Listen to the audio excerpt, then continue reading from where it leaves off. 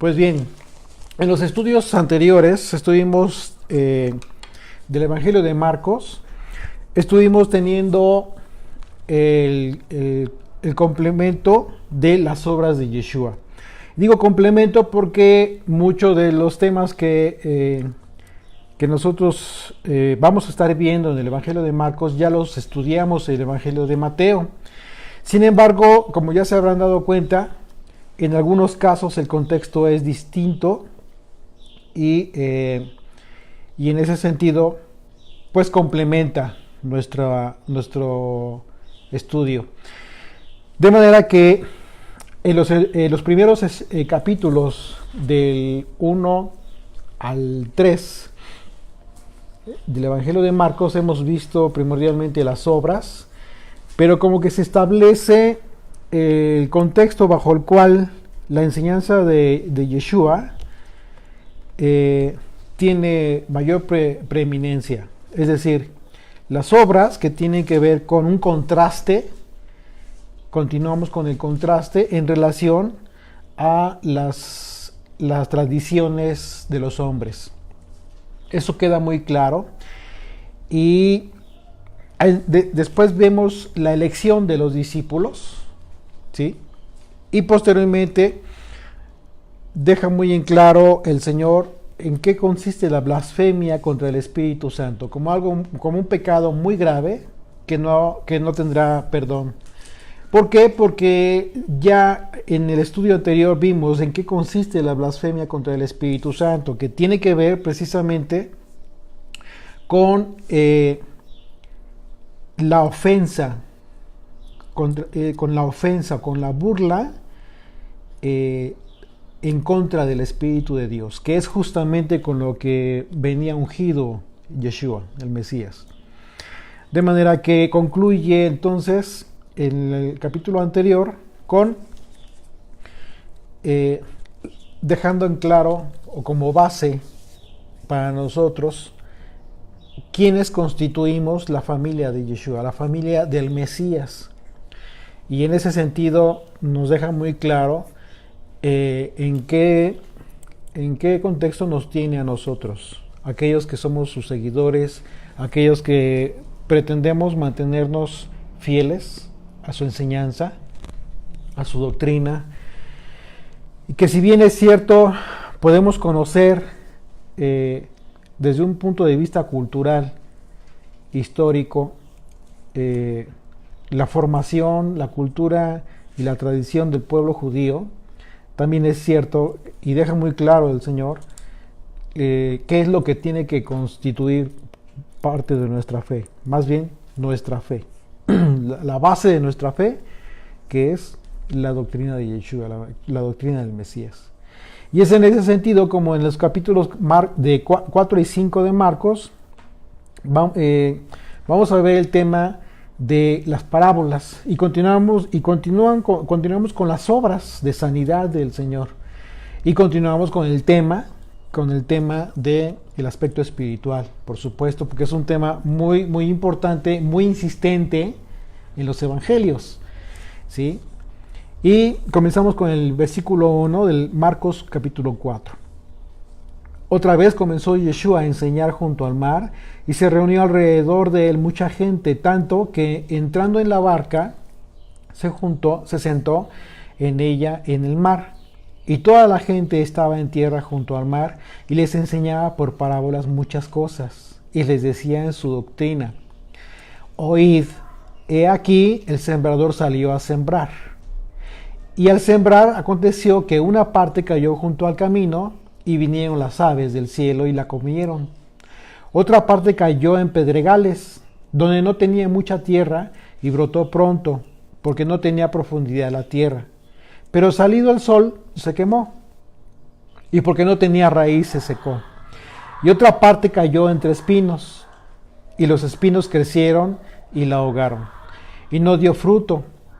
Pero otra parte cayó en buena tierra y dio fruto, pues brotó y creció, y produjo a 30, a 60 y a 100 por uno. Entonces les dijo: el que tiene oídos para oír, oiga. Vamos a tener una oración de consagración, por favor, ¿sí? de este tiempo de estudio. Gracias, papito, por este día de reposo lleno de tu palabra. Señor, te pedimos que nos permitas ver tu enseñanza a través de estas parábolas, Señor, en los evangelios, en el evangelio de Marcos.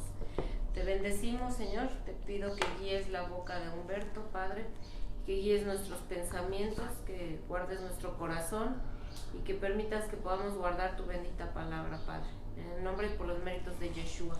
Amén. Amén.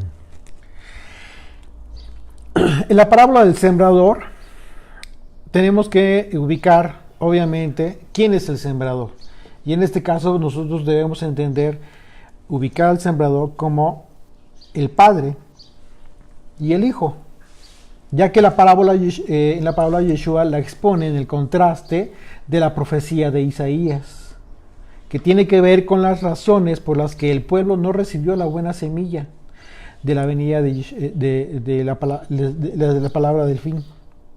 Es decir, hubo un momento en que el profeta Isaías insistió en el mensaje, pero el Señor le dijo: habla a este pueblo y dile de esta manera.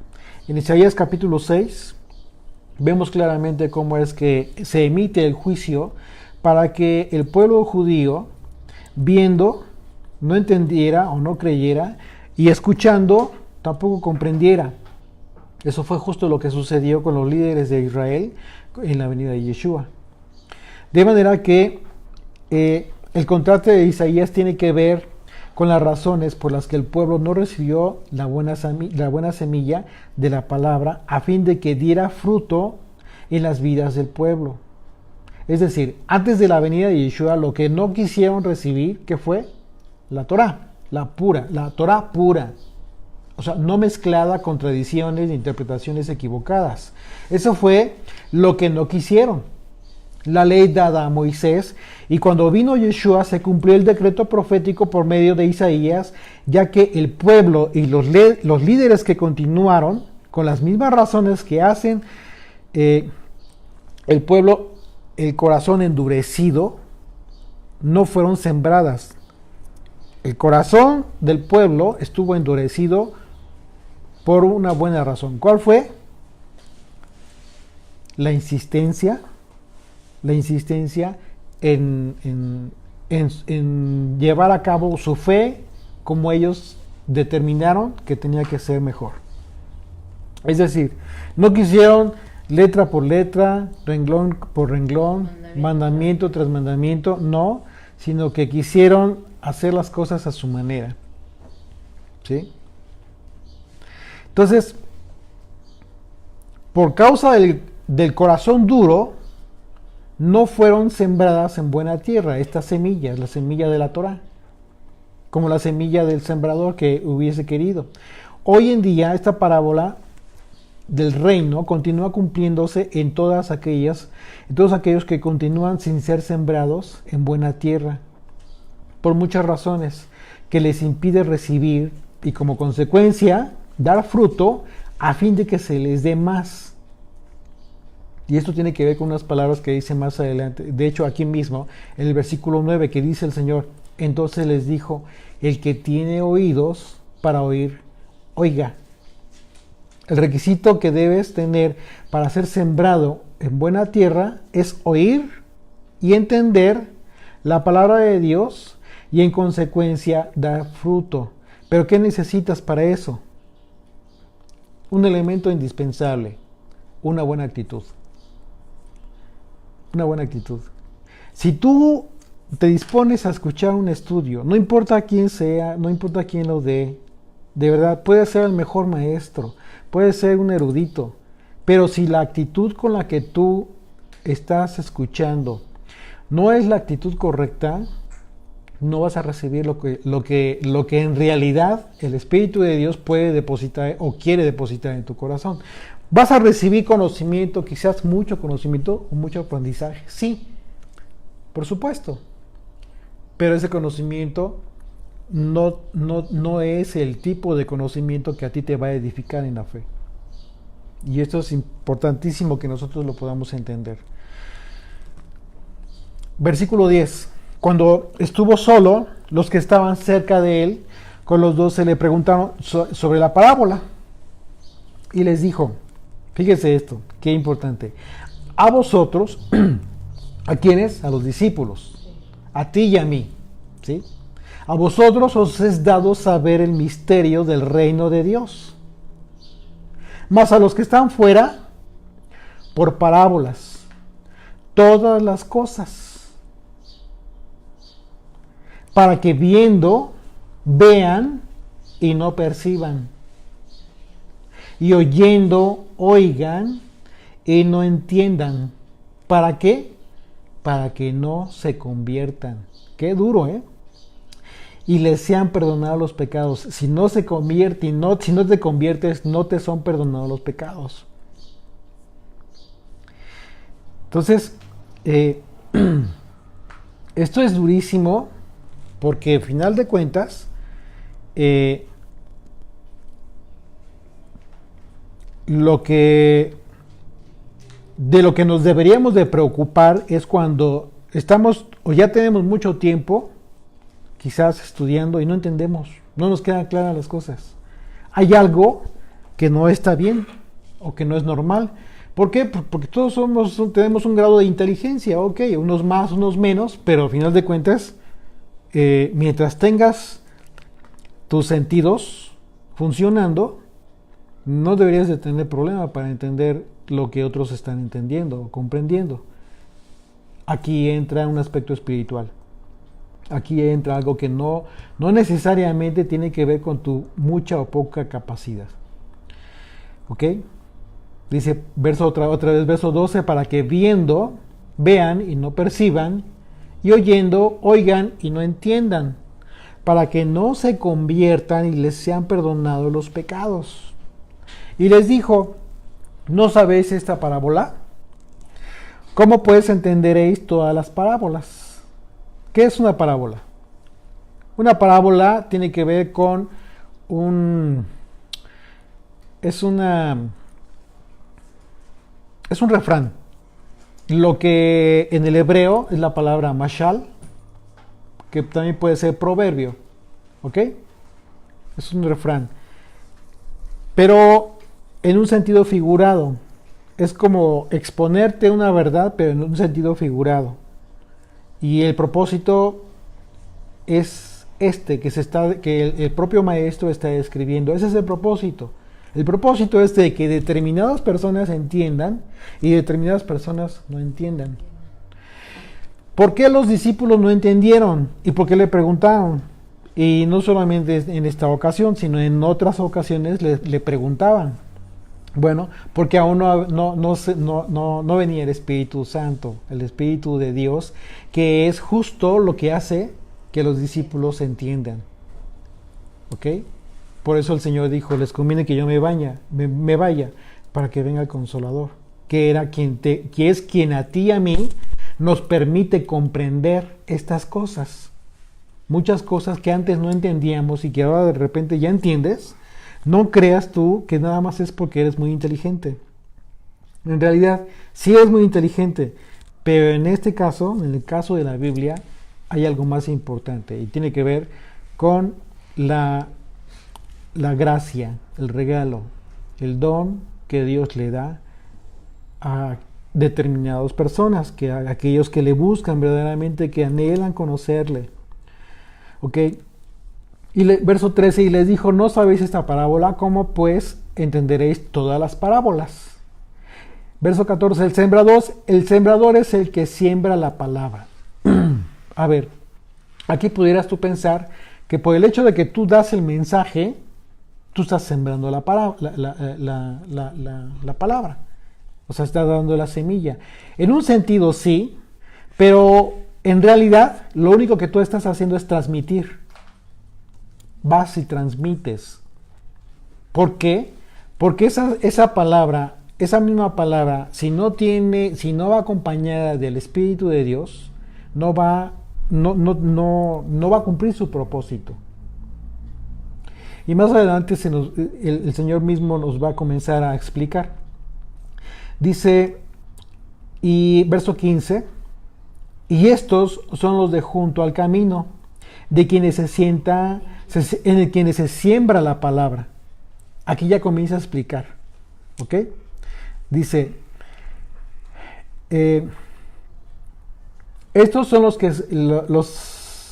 son los de junto al camino, en quienes se siembra la palabra, pero después que la oyen, enseguida viene Satanás y quita la palabra que se sembró en sus corazones. O sea, está describiendo al tipo de persona, al tipo de oyente que sí la recibe, sí la escucha, pero no se le queda.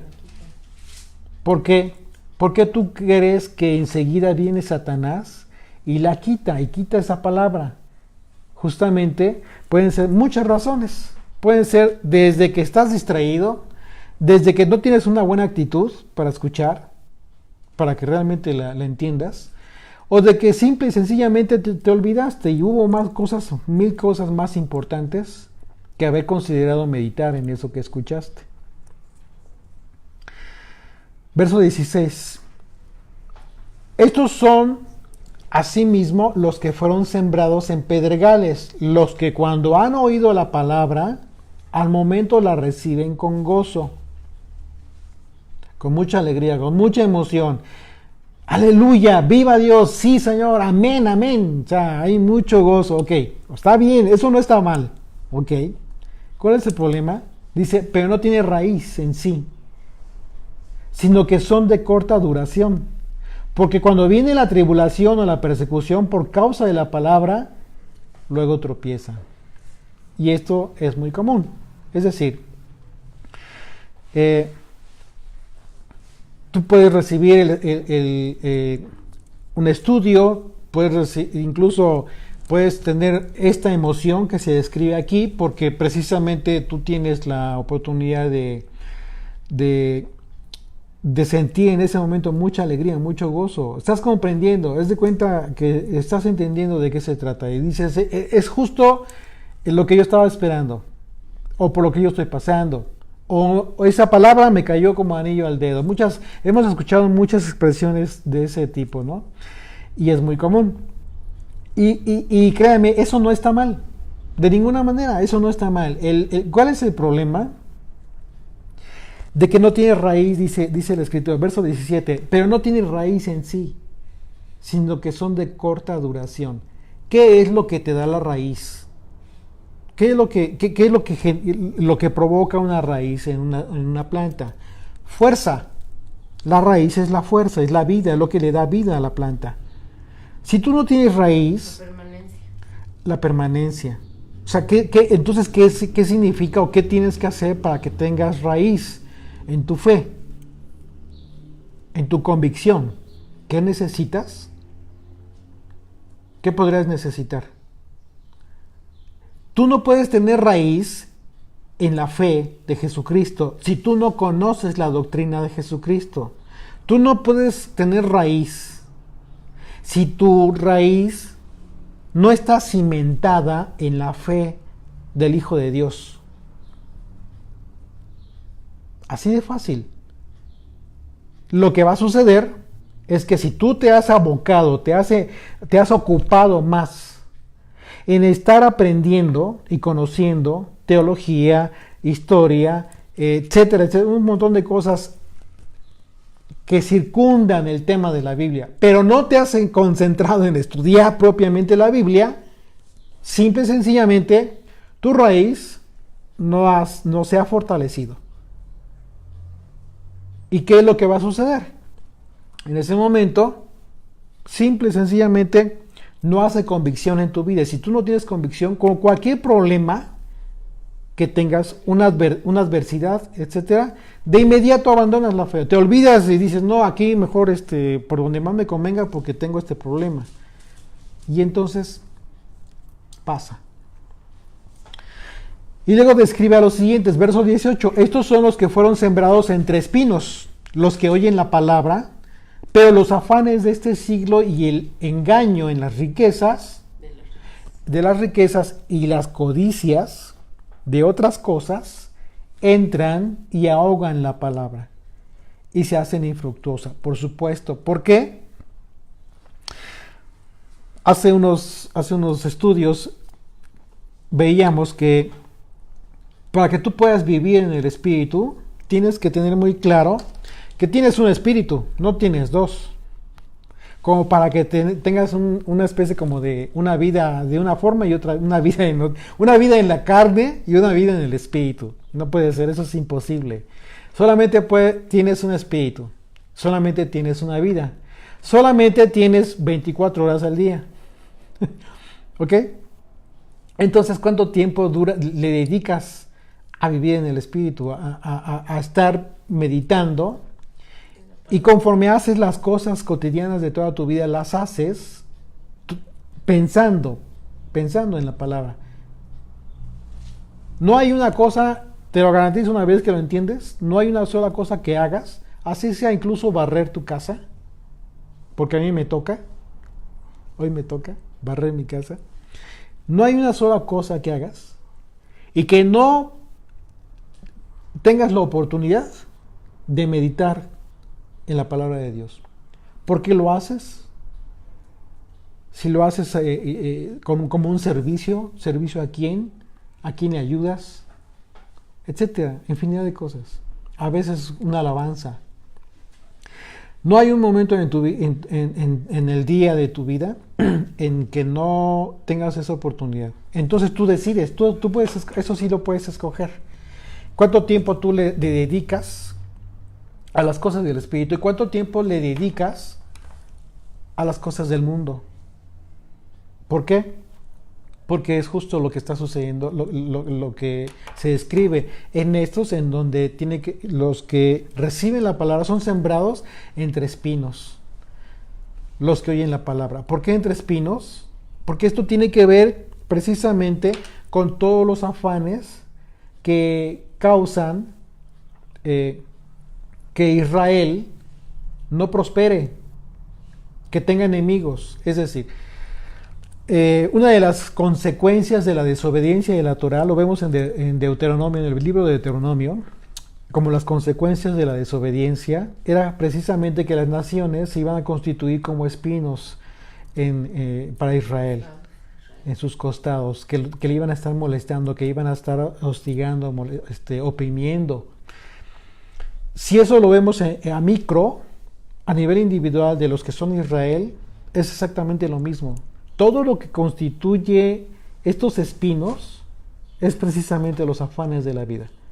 Pero si tú no te enfocas en tener una vida en el espíritu, y no significa que dejes el trabajo o que dejes de tener una vida responsable, por supuesto que no. Tienes que cumplir siempre lo he dicho, tienes que cumplir con tus responsabilidades, por supuesto que sí. Pero no abandones tu fe. Fortalécete en tu fe. Haz que tu raíz sea más fortalecida cada día. ¿Por qué? Porque está sujeta a la Torah. Tu vida está sujeta a la Torah. ¿Ok? Dice, pero los afanes de este siglo y el engaño de las riquezas y las codicias de otras cosas. Claro. Estás codiciando, en lugar de codiciar el conocimiento de la Torah, la palabra de Dios, codicias cualquier otro tipo de cosas, sobre todo las cosas materiales de este mundo, lo que te da comodidad, lo que te da prestigio, lo que te gusta, en fin, tantas comodidades que puedes tú tener, pero por supuesto que todo cuesta, nada es gratis, así es de que tú decides cuánto tiempo le inviertes. Y todo eso, literalmente dice, entran en tu vida y ahogan la palabra. Claro, porque la palabra entonces no prospera en ti. ¿Qué significa que ahoguen la palabra? Impiden que den fruto en tu vida. Y si no dan fruto en tu vida, entonces la palabra quedó infructuosa. A final de cuentas, no cumplió el propósito, la semilla. Verso 20. Y estos son los que fueron sembrados en buena tierra. Los que oyen la palabra y la reciben y dan fruto a 30, a 60 y a 100 por uno. ¿Sí? Entonces, imagínate, esto es bien importante porque si tú lo entiendes de esa manera,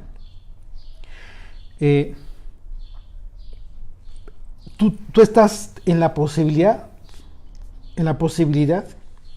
de comenzar a enderezar tus sendas. ¿Ok? Ya entendí qué es lo que tengo que cambiar. Ya entendí que la palabra en mí todavía no cumple el propósito que yo quisiera. Bueno, la enseñanza del maestro nos lo está dejando muy claro a todos, por igual. Yeshua primero hablaba de la parábola y después se las explicaba a los discípulos. Y esto por un lado representa una analogía respecto a los últimos tiempos. Esto es bien importante. Ahorita ya vamos entonces en proyección hacia la profecía.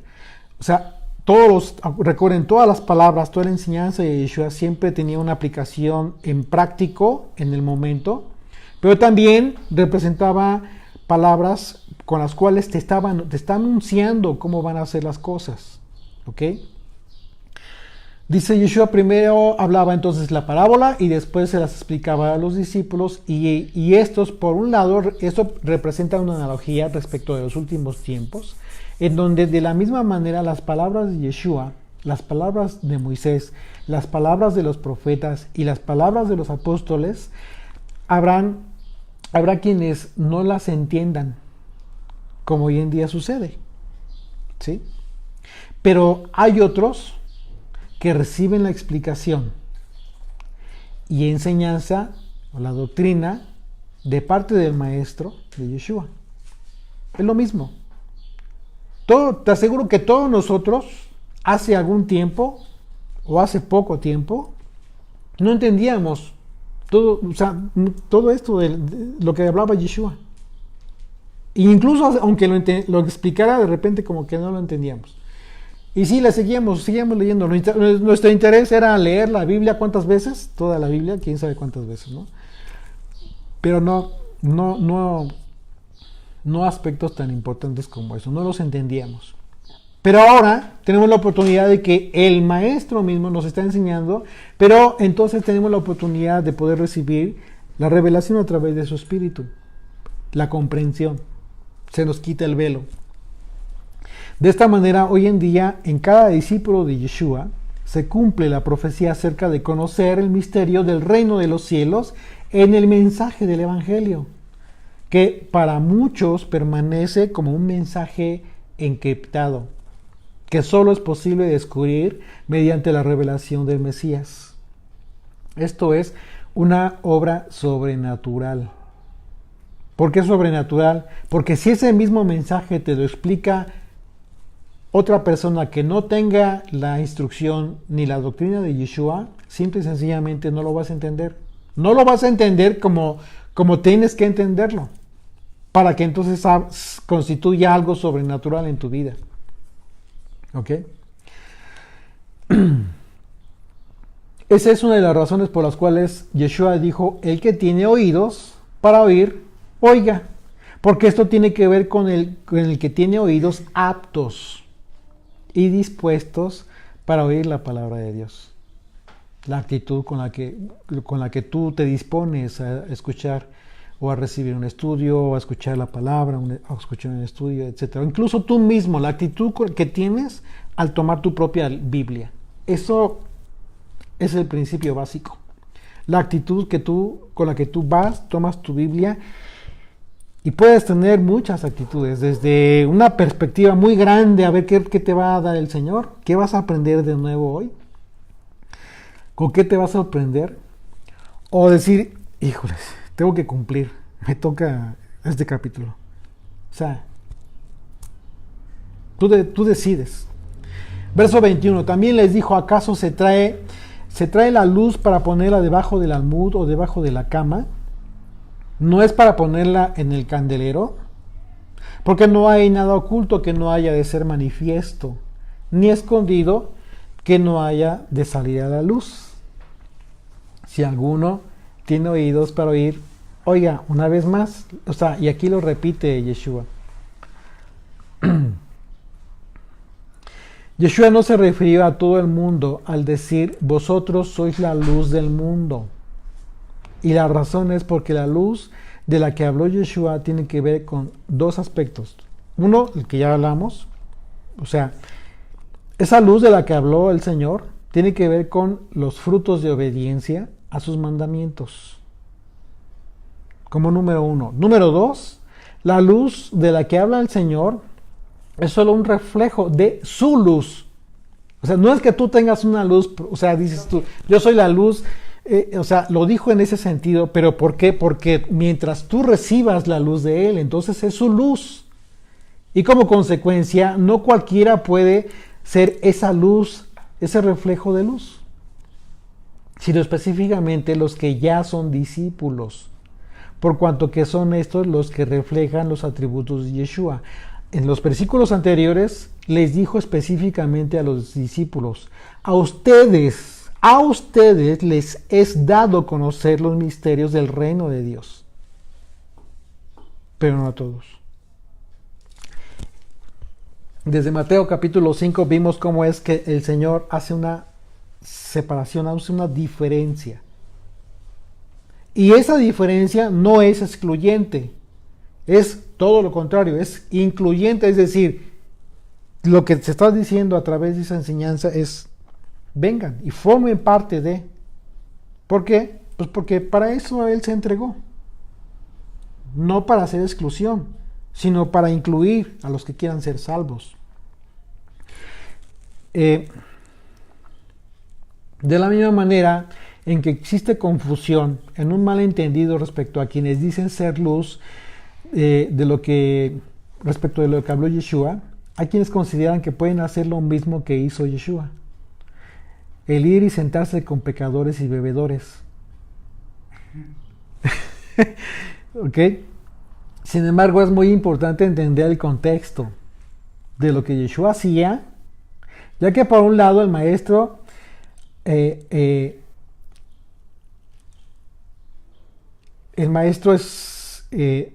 vino con ese propósito, pero además tenía un poder sobrenatural que emanaba de él. Lo vamos a ver más adelante con la mujer que toca su manto. O sea, él podía estar donde sea, ¿sí? Pero el hecho de que lo haya hecho él no significa que tú puedas de repente, pues, como que te invitan a una fiesta que no tiene nada que ver con algo muy, muy propio, pero de repente piensas y dices, pues voy para dar testimonio, para dar ejemplo. El asunto es de qué, ¿no? Porque si de repente a las 2 horas que haya empezado la fiesta ya empiezan con desfiguros y con borracheras y con música totalmente bien sensualona, con bailes no muy propios, la pregunta es ¿qué estás haciendo tú ahí? Mucha gente se confunde, de verdad, mucha gente se confunde y piensa que por el hecho de que lleguen ahí nada más se pidan un tehuacán, y hablo de algo de una fiesta familiar. O sea, hay gente que piensa que puede ir a un bar, por ejemplo, ¿no? Y tomarse un agua mineral, no tomar alcohol. Lo que te tomes viene siendo lo de menos, porque el lugar en donde estás realmente constituye un peligro para ti.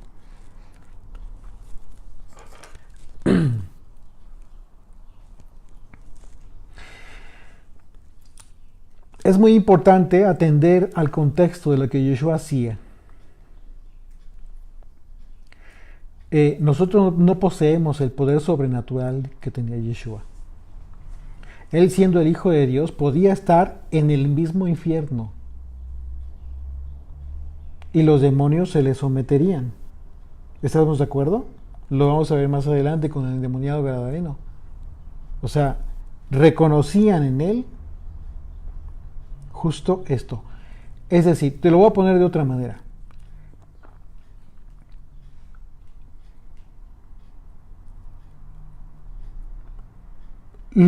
Aquel endemoniado, aquella persona que estaba poseída por un demonio, le reconocía al Señor. Y empezaban a gritar. ¿Qué traes contra nosotros? Empezaron a gritar. La pregunta es, ¿Alguna vez te ha pasado eso? No, no lo creo. No lo creo que te haya pasado. No lo creo que tú hayas provocado eso en alguien. Eso te marca totalmente la diferencia. Yeshua es el maestro, Yeshua es el Hijo de Dios. Es el maestro y es el Hijo de Dios. Entonces, nos enseña, claro que sí, nos enseña mucho. ¿En qué sentido? Porque aquellos que lo estaban juzgando, aquellos judíos, lo criticaban. ¿Qué es esto de que su maestro está comiendo con bebedores y pecadores, con publicanos? Y él contesta, porque los que están sanos no requieren de médico. Pero está hablando de un médico. Está hablando de alguien que les traía sanidad. ¿Tú puedes llevar sanidad? Sí, pero en la medida de la enseñanza de Jesucristo. ¿Quieres saber cómo? Estudia los capítulos 5, 6 y 7 del Evangelio de Mateo. Son 3 capítulos que te describen completamente en qué casos sí y en qué casos no tú debes o puedes hablar. Él, cuando envía a sus discípulos, les dice claramente, les da instrucciones, y una de esas instrucciones tiene que ver con esto. Donde lleguen, digan paz a vosotros, y si esa paz posa sobre el lugar, quédense ahí. Si se regresa a ustedes, salgan de ahí, porque no son bien recibidos. Cuidado. Les da instrucciones, no donde sea puedes estar. Yeshua pasaba esto. Él podía estar en el mismo lugar donde hubieran demoniados y se le sometían. Le suplicaban y le clamaban los mismos demonios. Entonces, no hay que perder piso. Por esa razón, queda muy claro que somos un reflejo de su luz. No somos nosotros la luz. Por eso habla de la luz. Yo soy la luz que vino al mundo, etcétera, etcétera. Entonces, es muy importante entender este tema para no caer en esa confusión. ¿Ok?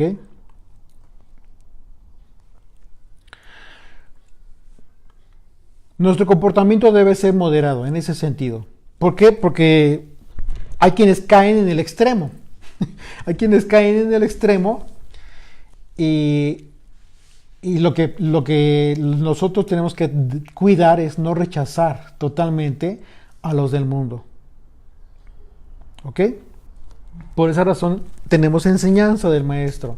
¿En qué aspecto sí podemos estar con estas personas? Miren, hay gente que con ese pretexto quieren agarrar el Shabbat para irse a los 15 años y a las bodas. Pues perdóname, no tiene nada que ver. ¿Qué es que son mis familias? Es un primo que se casa y... Sí, pero pues bueno, no estás honrando el día de reposo. No debemos estar en esas circunstancias. Hay infinidad, vas a tener infinidad de oportunidades y de casos en los que verdaderamente tengas esa oportunidad de hablar la palabra. El Señor te lo va a permitir. ¿Sí? Debemos ser moderados en ese sentido. Por ejemplo, el apóstol Pablo habló y enseñó este tema. Cuando habla acerca hace una comparación de los que se dicen hermanos, pero que andan en fornicaciones, robos, etcétera. Primera de Corintios 5, a partir del versículo 5 dice: os he escrito por carta que no os juntéis con los fornicarios. Pero continúa leyendo y dice versículo 10: no absolutamente con los fornicarios de este mundo, o con los ávaros, o con los ladrones, o con los idólatras, pues en tal caso sería necesario salir del mundo. O sea, no te está diciendo, no cortes relación con aquel que sabes que anda mal, en términos generales. Está en el mundo, no conoce el Evangelio, todavía está en una condición de pecado. No cortes con ellos. Ten cuidado, también no te vayas a meter a la cueva del lobo.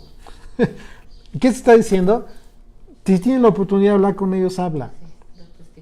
Vas a tener la oportunidad de hablar con ellos. Pero dice, no te dice que no te juntes con ellos. Y hay enseñanzas que te dicen eso. No, absolutamente corta, no te, ni siquiera los saludes, no, nada que ver, no.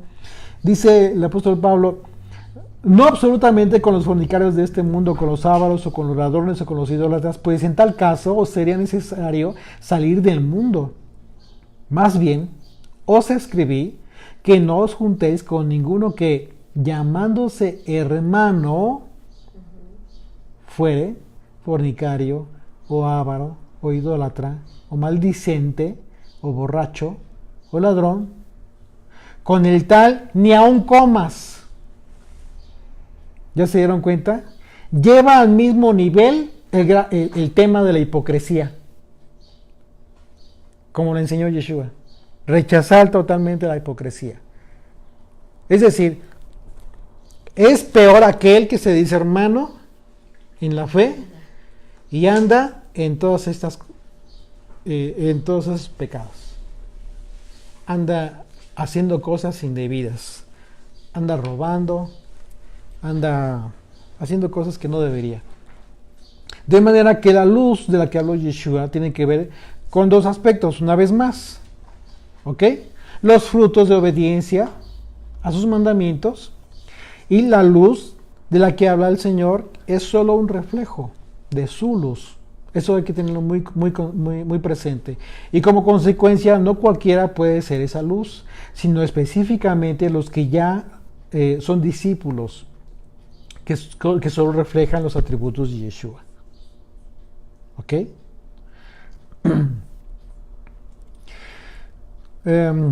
Verso 24, y les dijo también, mirad lo que oís, porque con la medida que medís os será medido, y aún se os añadirá a vosotros lo que oís, porque al que tiene se le dará, y al que no tiene aún lo que tiene se le quitará. ¿Sí? Mateo 7:2, porque con el juicio con que juzgáis, a eso se está refiriendo Yeshua, a la medida con que mides. Dice, porque con el juicio con que juzgáis, seréis juzgados, y con la medida con que medís, os será medido. ¿Sale? Dice, y continúa, verso 3 de ahí mismo, de Mateo 7, verso 3. ¿Y por qué miras la paja que está en el ojo de tu hermano y no echas de ver la viga que está en tu propio ojo? ¿O cómo dirás a tu hermano, déjame sacar la paja de tu ojo? Y he aquí la viga del ojo tuyo. Hipócrita. Saca primero la viga de tu propio ojo y entonces verás bien para sacar la paja del ojo de tu hermano. Claro, tiene mucha lógica. Acerca de la expresión que seremos medidos con la misma medida con que medimos, Yeshua enseñó el tema a no juzgar, y en ese sentido, de acuerdo a la palabra original en griego, la palabra juzgar que utilizó para decir que no juzguemos es la palabra krino, que significa condenar. ¿Ok? La cita anterior que vimos del apóstol Pablo en la carta a los Corintios, capítulo 5, habla de un pecador, un fornicario, que ya había sido juzgado. Entonces no hay contradicción. Hay que entender este tema de manera muy clara.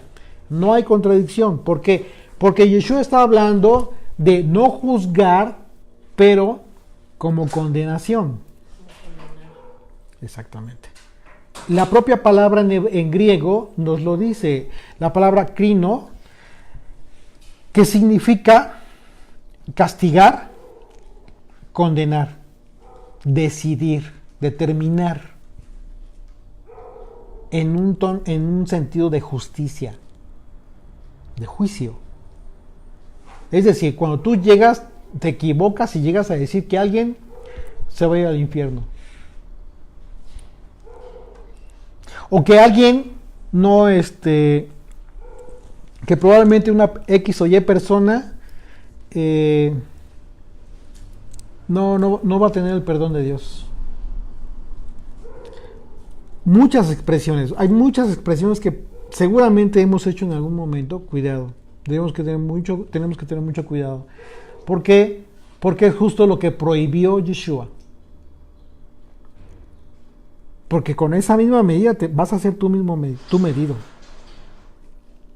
Y entonces piensa a lo mejor hacia ti. La razón de no emitir juicio de condenación es porque la misericordia del Señor se renueva cada mañana. Eso es un decreto divino y tú no puedes ir en contra de. El principio que debemos aprender todos es que mientras las personas aún tengan vida, siempre tendrán la oportunidad de cambiar sus vidas. Y en ese sentido, lo que Yeshua nos está advirtiendo es que si nosotros hacemos juicio de condenación en contra de una persona, Dios también hará juicio de condenación en nuestra contra. Y no queremos eso. ¿Verdad que no? Que Dios nos libre. Nosotros no nos debemos maximizar los errores de nuestro prójimo y minimizar los nuestros. Porque tendemos a eso. O sea, es bien fácil. De repente es bien fácil ver lo peor en el prójimo, pero nosotros nos olvidamos de preguntarnos, ¿y nosotros qué? No lo hacemos. Siempre miramos y juzgamos y criticamos y somos duros y finos para eso. Pero debemos de evitar eso. No debemos minimizar nuestros errores, sino que por el contrario, primeramente debemos atender los propios errores con el fin de estar en aptitud de poder ayudar a nuestro hermano a cambiar algunos aspectos de sus vidas, porque fíjense bien, un principio básico que tienes que aprender. Para exhortar, primero debes dar ejemplo respecto de aquello que según tú estás exhortando. Tú no puedes llegar con alguien y según decirle, yo te quiero exhortar porque tienes que tener más, no sé, mil cosas, lo que se te ocurra. Y resulta que, pues tú no das ejemplo de eso. ¿Cómo quedas con esa exhortación? En el peor de los casos se van a burlar de ti. En el mejor de los casos te lo van a decir de frente. En un caso triste simplemente te van a ignorar. Porque van a decir, pues, ¿quién me lo está diciendo?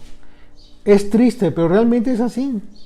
Y no significa que no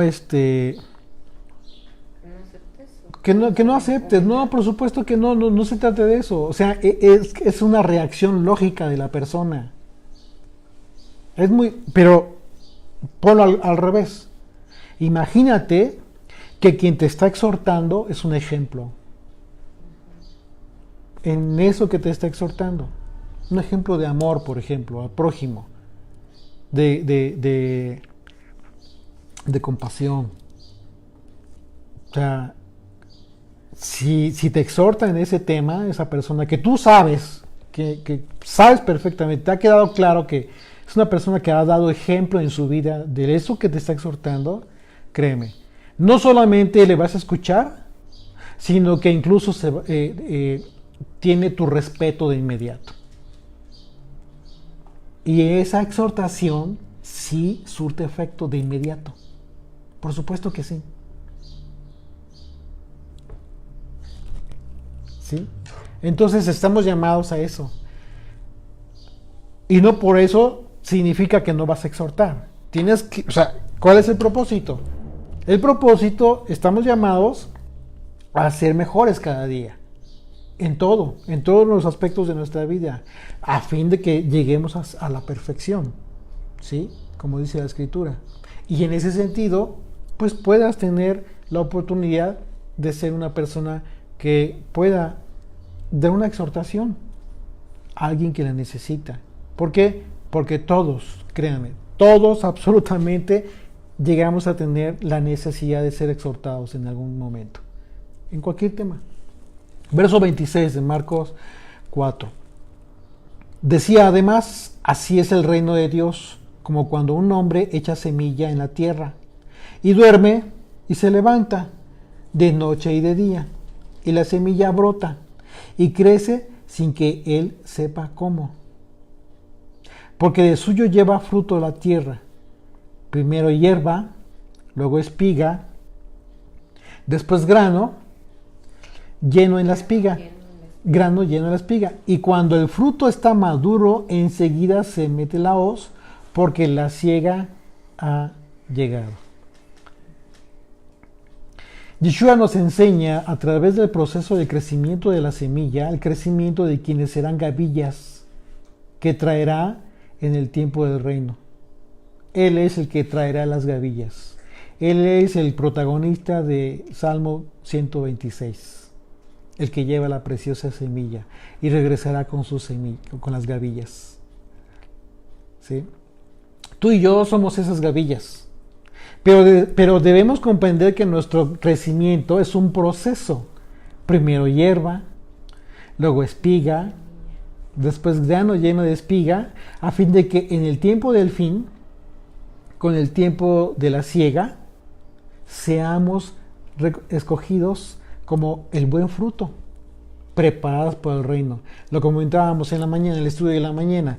Tu tiempo de vida debe cumplir con este propósito, con este proyecto, con el propósito de tu vida. Es decir, fuiste creado para ser formado, moldeado por las manos del alfarero. El que usa el agua de la Torah. Y de esa manera entonces tú vas a ser formado. Y vas a poder cumplir el propósito en la medida que seas maleable. En la medida que no pongas dura la cerviz, sino que te sometas al yugo del que tiene ligera la carga. Yeshua. ¿Ok? Verso 30. Decía también, ¿a qué haremos semejante el reino de Dios? ¿O con qué parábola lo compararemos?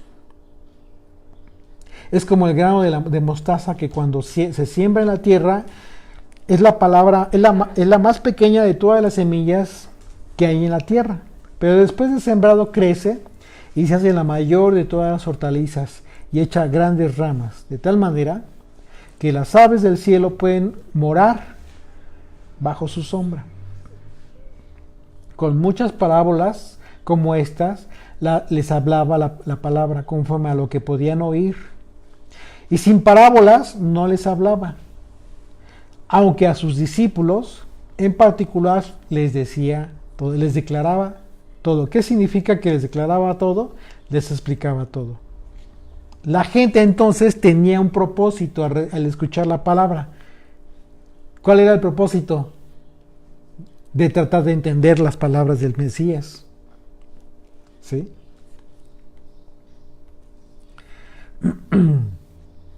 La parábola de la semilla de la mostaza habla del reino de los cielos como un reino pequeño en el mundo, pero que con el tiempo se ha hecho un movimiento muy grande, al grado de la corrupción en el que el maligno, que representan las aves de los cielos, se ha acomodado y se ha anidado. O sea, en el reino de los cielos, que tiene que ver con todo este movimiento del pueblo de Dios, también hay aves en los cielos. Y esas aves en los cielos representan al maligno, aquellos que se llevan la semilla, que están esperando que la semilla sea echada para que sea robada. ¿Sí? Estos malignos, esta gente que cumple ese propósito, se ha acomodado y se ha anidado, cumpliéndose una vez más la infiltración de quienes tienen el propósito de corromper el reino de Dios. Este tema de esta parábola que está explicando Yeshua tiene que ver con eso. El cuidado que tú y yo debemos de tener de que finalmente seas una buena tierra para que la semilla que sea depositada en ti no sea robada. ¿Y cómo va a ser eso? Entonces ya lo explicamos, a través de la doctrina de Yeshua. Que tu raíz sea fuerte en su doctrina. Y entonces esa semilla no va a poder ser robada. De manera que la profecía que Yeshua cumplió y por la cual hablaba en parábolas a la gente, es una de las profecías porque hay muchas, pero una la podemos ver en el Salmo 78, a partir del verso 1. Escucha, pueblo mío, mi ley, inclinad vuestro oído a las palabras de mi boca. Abriré mi boca en proverbios. La palabra proverbios es la misma palabra mashal, parábola. ¿Ok?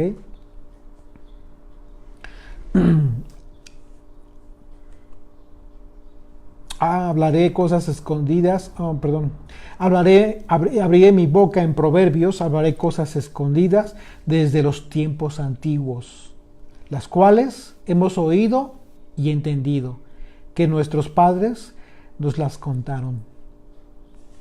Entonces, es una de muchas profecías que cumplió Yeshua al estar hablando de parábolas, de proverbios, de Mashal. 35 de Marcos 4. Aquel día, cuando llegó la noche, les dijo: pasemos al otro lado. Y despidiendo a la multitud, le tomaron como estaba en la barca, y había también con él otras barcas. Pero se levantó una gran tempestad de viento y echaba las olas en la barca, de tal manera que ya se anegaba, se estaban ahogando. Y él estaba en la popa durmiendo sobre un cabezal, y le despertaron y le dijeron: Maestro, ¿no tienes cuidado que perecemos? Y levantándose reprendió al viento y dijo al mar: calla, enmudece. Y cesó el viento y se hizo grande bonanza. Y les dijo: ¿por qué estáis así de amedrentados? ¿Cómo no tenéis fe? ¿Por qué utilizó la palabra amedrentados? ¿Qué significa la palabra amedrentados? ¿Miedosos? Acobardarse. Es pavor, pero por cobardía, ¿sí? De tener miedo. ¿Por qué tuvieron miedo? Porque no era normal, no era algo natural.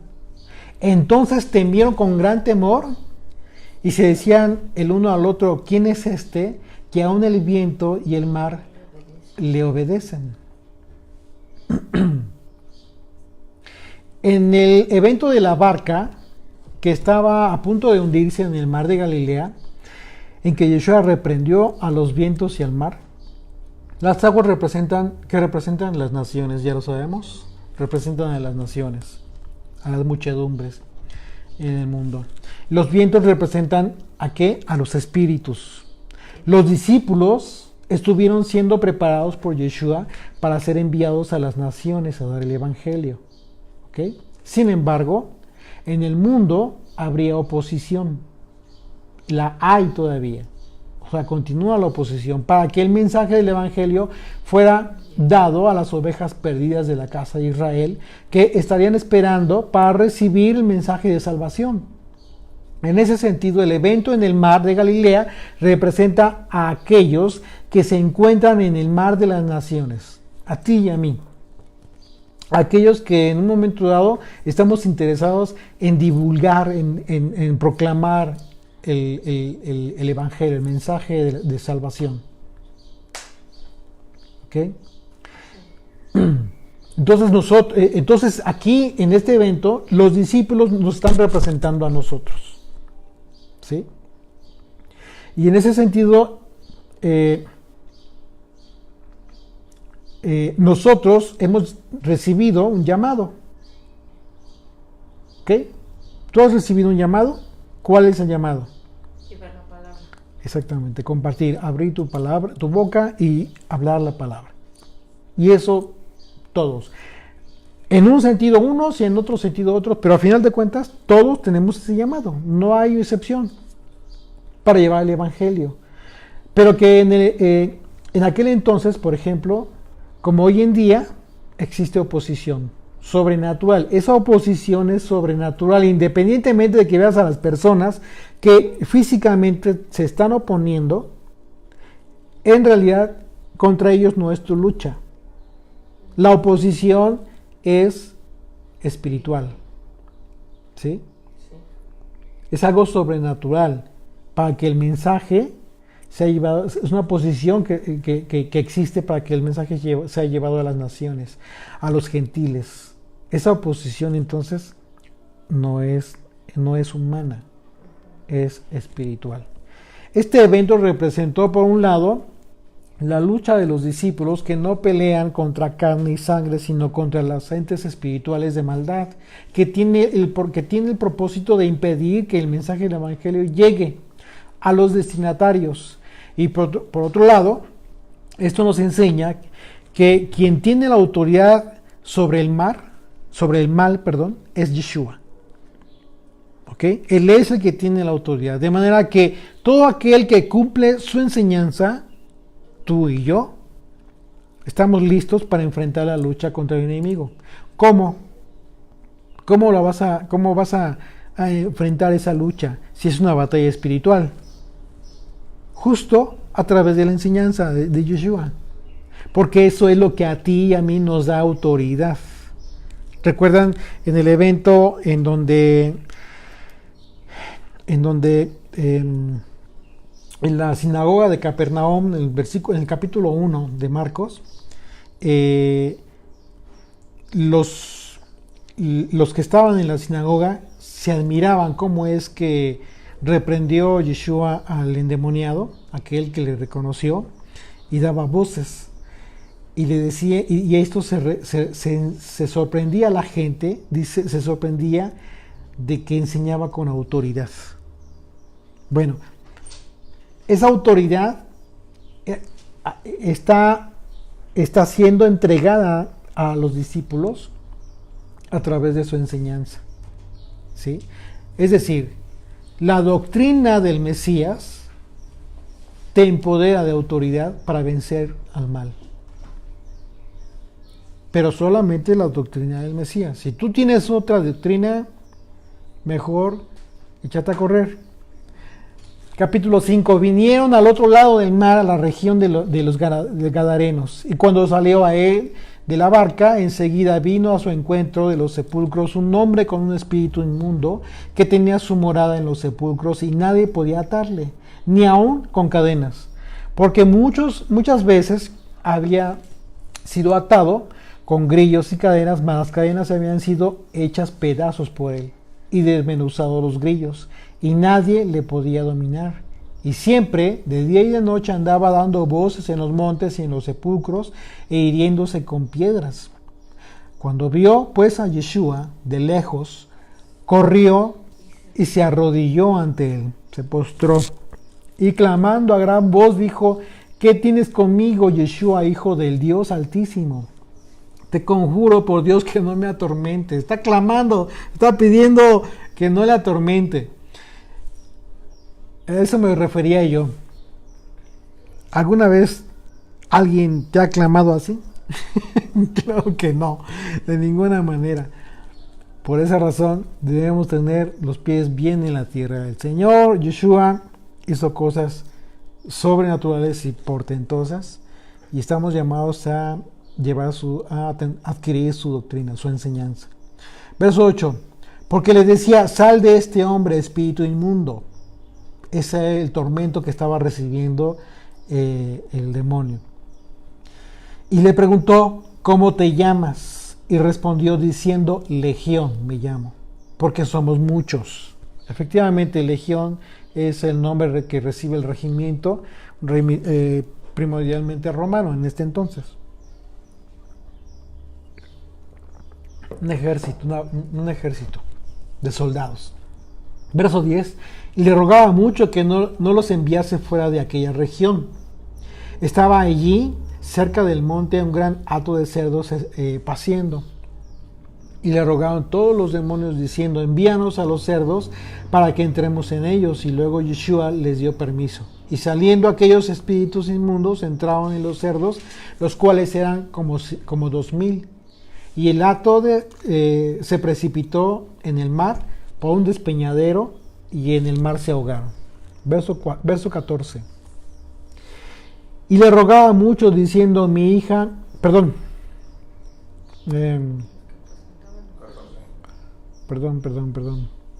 Verso 14, y los que y los que apacentaban los cerdos huyeron y dieron aviso en la ciudad y en los campos, y salieron a ver qué era aquello que estaba sucediendo. Ven a Yeshua y ven al que había sido atormentado del demonio y que había tenido la legión, sentado, vestido y en su juicio cabal, y tuvieron miedo. Y les contaron lo que habían visto, cómo le había acontecido al que había tenido el demonio y lo de los cerdos. Y comenzaron a rogarle que se fuera de sus contornos. Imagínense qué terrible. Decirle al Hijo de Dios, no te queremos aquí porque estamos bien con toda la maldad que había aquí. Con la inmundicia, independientemente de que estamos hablando de cerdos, estamos hablando de algo más tremendo, que tiene que ver con el ambiente espiritual, todo el tema espiritual de maldad que había en ese lugar. O sea, no les importó lo que sucedió. Fue algo tremendo. Y créanme, hoy en día sucede lo mismo. Sucede exactamente lo mismo. Gente que ha visto las maravillas de Dios, gente que ha visto los milagros en sus propias vidas, se regresan a la tierra de los gadarenos, literalmente. No se quedan con la bendición. Verso 18, al entrar él en la barca, el que había estado endemoniado le rogaba que le dejase estar con él. Mas Yeshua no se lo permitió, sino que le dijo, vete a tu casa, a los tuyos, y cuéntales cuán grandes cosas el Señor ha hecho contigo y cómo ha tenido misericordia de ti. Y se fue y comenzó a publicar en Decápolis cuán grandes cosas había hecho Yeshua con él, y todos se maravillaron. Muchos se preguntarán por qué Yeshua no le permitió que le siguiera, si lo que quería era seguirle por gratitud. Bueno, la enseñanza aquí es bien importante. El que había estado endemoniado tenía un propósito divino que cumplir. ¿Y cuál era? Su testimonio. Su testimonio de que no importa en qué circunstancias de pecado hayas podido haber estado antes de haberle conocido y antes de haber recibido el mensaje de la salvación, porque eso fue justo lo que recibió este hombre, la salvación. Es decir, cuando tú recibes el mensaje de la salvación, es un símil de la liberación de un endemoniado. Esa es la oportunidad que tú tienes para continuar libre de pecado, para no permanecer en las tinieblas. Entonces lo que sucedió con este hombre fue una estrategia por parte de Yeshua. Te vas a quedar justo en este lugar de tinieblas, pero tu propósito va a ser ir y proclamar el nombre del Señor, las grandes cosas que ha hecho contigo, el testimonio de vida. Eso que hizo el Señor es justo lo que ha hecho con muchos, ¿no?, de nosotros. Eso es lo que simboliza, ¿no? O representa, pues, el endemoniado. Exactamente. Para nosotros, de las 10 tribus de Israel. Así es, exactamente. Entonces, lo que nosotros, con relación a las 10 tribus de Israel, es una alegoría, porque se fue a Decápolis, que significa 10 ciudades, o 10 ciudades, que tiene que ver con 10. Y bueno, es una alegoría que podríamos entenderla de esa manera. ¿En qué sentido? Pues bueno, que están representados a las 10 tribus del norte, ¿sí?, en donde se estaría dando este mensaje. ¿Con qué propósito? Bueno, ¿Qué fue lo que pasó con las 10 tribus del norte? Pecaron, apostataron, dejaron el pacto y fueron dispersadas por el mundo como pecado. Recibieron carta de divorcio. Entonces el mensaje ¿cuál es? No importa, ya es tiempo. Este es el tiempo de escuchar la palabra de Dios. Este es el tiempo de la restauración. De la libertad. Este es el tiempo del cumplimiento de la profecía de Oseas, en el que después de 2 años, al tercero nos recogerá, nos vendará, nos curará. ¿Ok? Verso 21. Pasando otra vez, Yeshua en una barca a la otra orilla, se reunió alrededor de él una gran multitud, y él estaba junto al mar. Y vino uno de los principales de la sinagoga, llamado Jairo, y luego que le vio, se postró a sus pies y le rogaba mucho, diciendo: mi hija está agonizando. Ven, pon las manos sobre ella, para que sea salva y vivirá. Fue pues con él, y le seguía una gran multitud y le apretaban. Pero una mujer que desde hacía 12 años padecía de flujo de sangre, y había sufrido mucho de muchos médicos, y gastado todo lo que tenía, y nada había aprovechado. Antes le iba peor. Cuando oyó hablar de Yeshua, vino por detrás de la multitud y tocó su manto. ¿Cuál manto? El manto que tiene que ver con el talit. Porque decía: si tocare tan solamente su manto, seré salva. Con esa seguridad lo hizo. ¿Por qué esta mujer, ustedes piensan que podría haber pensado de esa manera? Bueno, el manto, a diferencia de la kipá, por ejemplo, el manto, el talit, constituye parte de los mandamientos de Moisés. La kipá no. Al igual que los tzitzit, son mandamientos distintos. Uno tiene que ver con el talit, y otro tiene que ver con los tzitzit. Y el talit representa santidad, en realidad representa los mandamientos. El talit tenía que tener sus 4 puntas, 4 tzitzits. La visión de Pedro en el tejado, en Hechos capítulo 10, nos da un claro ejemplo de lo que representa el manto. Aquellos animales inmundos que descendieron en el manto representan todos aquellos gentiles que habían estado siendo ya limpiados, purificados por el Señor, y que lo único que estaban esperando es que les llevaran el mensaje del Evangelio, tal como lo hizo Pedro con Cornelio. Simplemente estaba esperando para que de parte de un hombre recibiera la confirmación, un enviado, un shaliach, que recibiera la confirmación de que pues era parte del pueblo, era parte de todos estos gentiles que el Señor había estado limpiando, ya purificando. Y entonces esta mujer, entendiendo el significado y lo que representa el talit, con esa seguridad dijo: si tocare su manto, tan solo seré salva. Entonces, y enseguida la fuente de su sangre se secó una vez que le tocó, y sintió en el cuerpo que estaba sana de aquel azote de inmediato. Verso 30. Luego Yeshua, conociendo en sí mismo el poder que había salido de él, volviéndose a la multitud, dijo: ¿quién ha tocado mis vestidos? Esta es una prueba más de lo que yo les comentaba hace un momento. Era tal el poder que el Señor tenía como un ser sobrenatural, humano sí, pero sobrenatural, que sintió el poder que emanó de él. Y esa es la razón por la cual los discípulos no entendían de qué hablaba. Pues todos están apretando, hay un montón de gente, no, pero fue algo diferente. Fue sanada esta mujer. Todo el mundo lo quería tocar, y yo imagínense, yo supongo que mucha gente lo tocó. Pero ¿qué fue lo que le salvó a esta mujer? Su fe. Exactamente, la fe. La fidelidad que tuvo al querer tocar el manto. del Señor. Sus discípulos le dijeron, ves que la multitud te aprieta y dices, ¿quién me ha tocado?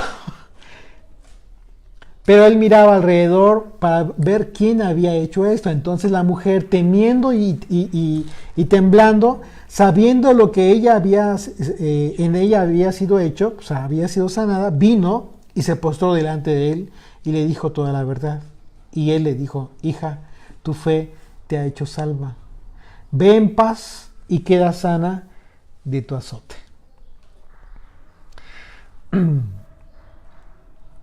La mujer de flujo de sangre, para ser sanada, tocó los tzitzit, el talit, lo que representa los mandamientos de Dios. Ella estaba segura de que sanaría porque esa mujer conocía las profecías. ¿Ok? ¿Qué dice Malaquías 4:2? Mas a vosotros, los que teméis mi nombre, nacerá el sol de justicia,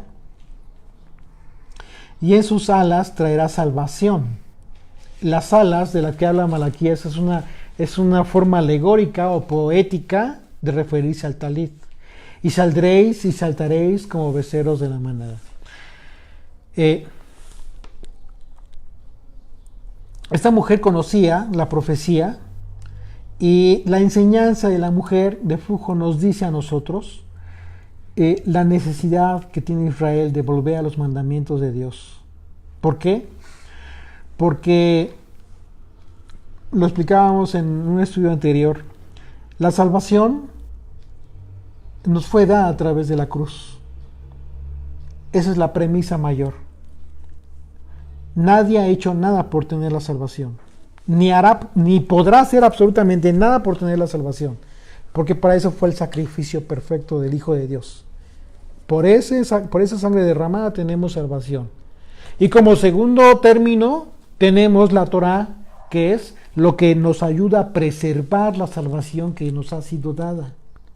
Esa es la razón por la cual la mujer tenía esa necesidad. Sabía lo que esto representaba. Esto es simbólico. Por supuesto que en ese momento fue algo sobrenatural, un hecho sobrenatural. Pero todos los acontecimientos sobrenaturales que nosotros vemos registrados en la Biblia, a ti y a mí nos enseña hoy en nuestra vida cómo aplican, qué representan para tu vida hoy en día. Entonces, lo que tú y yo debemos pensar es que tú y yo nos identificamos con esta mujer en un momento dado de nuestras vidas. Y mucha gente en el mundo debería de identificarse como esa mujer. Tiene que llegar al punto de entender que necesitan ser sanos, que necesitan del médico de médicos, que necesitan de los mandamientos para enderezar sus sendas, porque de otra manera no van a poder tener salvación y limpiarse. Versículo 35. Mientras él aún hablaba, vinieron de casa del principal de la sinagoga diciendo, tu hija ha muerto. ¿Para qué molestas más al maestro? Pero Yeshua, luego que oyó lo que se decía, dijo al principal de la sinagoga, no temas, cree solamente. Y no permitió que le siguiese a nadie sino Pedro, Jacobo y Juan, hermano de Jacobo. Y vino a casa del principal de la sinagoga y vio el alboroto y a los que lloraban y lamentaban mucho. Y entrando les dijo, ¿por qué alborotáis y lloráis? La niña no está muerta, sino duerme. Y se burlaban de él. Mas él, echando fuera a todos, tomó al padre y a la madre de la niña y a los que estaban con él, y entró donde estaba la niña. Y tomando la mano de la niña le dijo, Talita Kumi, que traducido es, niña, a ti te digo, levántate. Y luego la niña se levantó y andaba, pues tenía 12 años. Y se espantaron grandemente, pero él les mandó mucho que nadie lo supiese, y dijo que se le diese de comer a la niña. ¿Okay? La niña era una niña judía, hija del principal de la sinagoga, que había muerto. Era hija, esta niña bien podría representar en un aspecto alegórico o incluso profético, podría representar a Judá, al pueblo judío. que a pesar de que los líderes de Israel no creyeron en Yeshua, este sí creyó, como muchos judíos creyeron en Yeshua, y le pidió ayuda al Mesías, al Hijo de Dios. Así que al decir, la niña no está muerta, sino duerme, esta expresión del maestro representa la alegoría profética del evento por el que Dios puso a Judá en un estado de sueño mientras sana la casa de Israel. Y una vez más, o sea, ¿te das cuenta por qué? Porque aquí está representando la casa de Israel, ¿quién? La mujer de flujo de sangre. Y una vez que los que venimos de las naciones seamos sanados, entonces Judá le dirá, ¿qué le dirá? Talita Kumi. Así es, a Judá le dirá Talita Kumi. Pero después, Romanos 11, del 7 al 8, que pues lo que buscaba Israel no lo ha alcanzado, pero los escogidos sí lo han alcanzado, y los demás fueron endurecidos. Como está escrito, Dios le dio espíritu de estupor, ojos con que no vean y oídos con que no oigan hasta el día de hoy. Y David dice, se ha vuelto su convite en vuestra trampa y en red, en tropiezo y en retribución. De manera que la esperanza que tiene los gentiles hoy en día en todo el mundo es esta. Y este tiempo en el que Judá está siendo sometido a juicio, aún, pero por causa tuya, mía y aún de miles y millones quizás de que aún faltan que reciban el mensaje verdadero, el mensaje del evangelio verdadero. Esto es lo que representa, lo que necesitan para ser salvos, lo que necesita la gente en todo el mundo es recibir el evangelio de vida. Lo que necesita recibir la gente que está buscando escuchar de la Biblia es justamente el mensaje de salvación que trajo Jesucristo. Eso es lo que está buscando escuchar la gente. Y lo que tú y yo necesitamos es ubicarnos. Si ya entendiste el llamado que tienes para abrir tu boca y hablar las palabras y las maravillas del Señor, no pierdas el tiempo en otras cosas. La gente va a ocupar su tiempo en su preparación, en su cultura, en aprender X idiomas, en aprender muchas otras cosas, en tener una profesión, 2, 3 carreras. O sea, la gente se va a ocupar en lo que tenga que ocupar o lo que quiera ocuparse. Pero tú y yo tenemos un llamado específico. Ir y dar el evangelio, el verdadero evangelio, las palabras de Jesucristo. Si tú ya viste esta necesidad que hay en la gente, entonces tienes este llamado. ¿Cuál llamado? El llamado de hablar, de abrir tu boca y hablar las palabras del Mesías, la doctrina de Jesucristo, porque esa es la doctrina que salva y que sana. ¿Ok? Bendito Rey, gracias por este tiempo de estudio, Señor. Gracias porque con el paso del tiempo y a través de la meditación de tu palabra nos haces entender la gran importancia, Señor, que tenemos y los tiempos que son cortos, tanto en la vida de cada uno de nosotros como en la generación. Señor, no sabemos cuánto tiempo falte para tu venida, pero lo que sí estamos seguros es que los tiempos se acortan y no hay tiempo para perderlos en asuntos que no tienen que ver con tu reino, Señor. Permítenos tener ese entendimiento y la simpleza y la sencillez con la que podamos hacerlo, Señor. Que es ir y abrir nuestra boca y hablar tus palabras, hablar tu enseñanza, tu doctrina, Señor. Gracias por la oportunidad y la claridad que nos permites tener en nuestras mentes, Señor. Gracias, Señor, por la sencillez con la que nos permites comprender tus sabias palabras, que son muy profundas, Señor. Y te rogamos que nos permitas tener muchas oportunidades de abrir nuestra boca para hablar tus maravillas. En el nombre de Yeshua. Amén.